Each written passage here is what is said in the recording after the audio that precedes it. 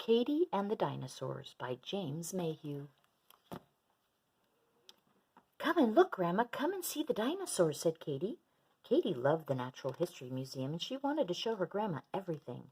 "They're just a bunch of old bones," said Grandma. "But you're really old," said Katy. "You must have seen live dinosaurs when you were little." "I'm not that old," snorted Grandma, looking for some place to sit down. She found a seat next to a skeleton of a very fierce-looking dinosaur. "Why don't you go and look at your horrible dinosaurs while I have 40 winks?" said Grandma. "They're not horrible," sniffed Katy, "but I do wish they weren't just skeletons," and she skipped off, taking her picnic lunch with her just in case she got hungry. Katy saw spiky dinosaurs, fishy dinosaurs, flying dinosaurs, horned dinosaurs, long dinosaurs, and more. She closed her eyes and tried to imagine that they were alive. She thought they must have been very frightening with their sharp teeth and claws. Next to one of the dinosaurs was a hallway. Katy set off down it to make sure she hadn't missed anything worth seeing. The corridor was long and dark, and there was no one in sight. Katy began to feel scared. She looked for an exit sign, but there didn't seem to be one. She was lost.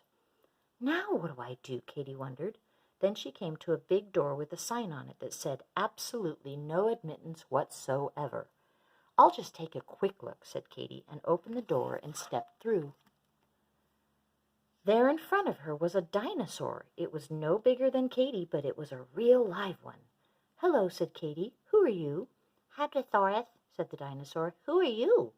"I'm Katy," said Katy, "and I think I'm lost." "I'm lost too," said the Hadrosaurus. "A Tyrannosaurus Rex was chasing me and I lost my way." "Isn't that a ferocious dinosaur?" asked Katy. "That's right," said Hadrosaurus. "Now I don't know how to get home." "Don't worry," said Katy. "I'll be able to see where we are from the top of this hill." And she clambered up a steep slope. "This isn't a hill," said Hadrosaurus, scrambling up behind her.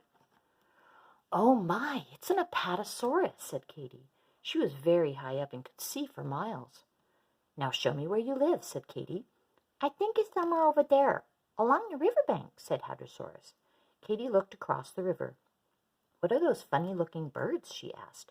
"They're pterosaurs," said Hadrosaurus. "Watch out!" But it was too late. One of the pterosaurs had already spotted Katy's yellow scarf. It swooped toward her, and before Katy could duck, it snatched the scarf from her. "Hey, that's mine. Bring it back," said Katy. But the pterosaur was already far away. Now the Apatosaurus started to move. She was getting tired of those two noisy creatures jumping around on her back. They made her itch. Katy hung on for dear life while the Apatosaurus lumbered down to the river for a nice cool bath. She was so huge that Katy and Hadrosaurus hardly got wet at all. From high up on the Apatosaurus's back, Katy could look right out to sea. All sorts of strange creatures were swimming there. She recognized some of them from the museum, the Ichthyosaurus with their long snouts and the Plesiosaur with its snake-like neck. Before long, the Apatosaurus reached the edge of the water. "Let's go," said Katy. She and the Hadrosaurus slid all the way down to the tip of the Apatosaurus's tail and landed in a giggling heap on the ground. The Apatosaurus chuckled a deep, thundery laugh. "Which way now?" said Katy. "Into the jungle," said Hadrosaurus. The jungle was hot and sticky. Through the trees, Katy could see a herd of enormous dinosaurs. "What on earth are those?" asked Katy. "I don't like the look of them." "Only Stegosaurus," said Hadrosaurus. "They won't hurt us." "Are you sure?" said Katy, suspiciously, as one stegosaur licked his lips. "Oh, yes, they only eat plants," said Hadrosaurus. So Katy gave them some grass and went on through the jungle. Soon the trees began to thin out. Suddenly Hadrosaurus shouted, "Mama! Papa!" Hadrosaurus was home. His mama and papa hugged him, and hugged Katy, too, for bringing him home. "I hope you're not going to eat me," said Katy nervously. "Don't be afraid, Katy," said Hadrosaurus. "We only eat plants, too." That reminded Katy that she hadn't had her picnic lunch yet. By now, Katy was feeling quite hungry, but she politely shared her cucumber sandwiches and chocolate cookies. She saved her meat pie for later. Plant-eating dinosaurs from far and wide picked up the smell of Katy's sandwiches, and they all came lumbering over. There were a Styracosaurus and a Triceratops with their horns, an Iguanodon with his spiky thumbs, and some Ankylosaurs. The dinosaurs shook some strange-looking fruits out of the trees, and they all ate until they were full. It was the best picnic Katy had ever had. Suddenly, a large, huge dinosaur crashed out of the jungle. It was a Tyrannosaurus Rex. He had been following Katy and Hadrosaurus all along. He grunted and growled and ground his teeth. He swished his tail and stamped his scaly feet. He was hungry, and he didn't want cucumber sandwiches or chocolate cookies. He wanted meat. He wanted Katy. "Quick, run for your life," said Hadrosaurus, and Katy took to her heels. All the dinosaurs quickly followed. Tyrannosaurus Rex thundered after Katy and the dinosaurs as they ran through the jungle toward the river. Katy was getting tired, but she kept on running. At last she could see the museum ahead of her. If only she had stayed safely inside. Then she remembered her meat pie. She tore open her lunchbox and threw a piece at Tyrannosaurus Rex.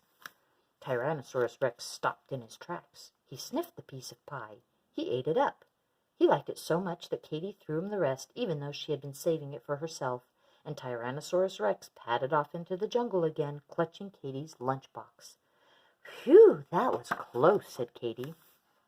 It was getting late now, so Katy turned to say goodbye to Hadrosaurus. "I wish you could come home with me," she said, but Grandma would only make a fuss. "I'm happy here with my family anyway," said Hadrosaurus. He gave Katy a lick. "Thank you for helping me find them." "Blech," sputtered Katy. Dinosaurs have very sloppy kisses. Then she went back through the door into the museum. This time Katy easily found her way back through the museum. Grandma was waiting where Katy had left her. "Where on earth have you been?" said Grandma. "I've seen all kinds of dinosaurs. Why don't you come and see them too?" "All right," said Grandma. "Where do we start?" "This way," said Katy, and off they went. The end.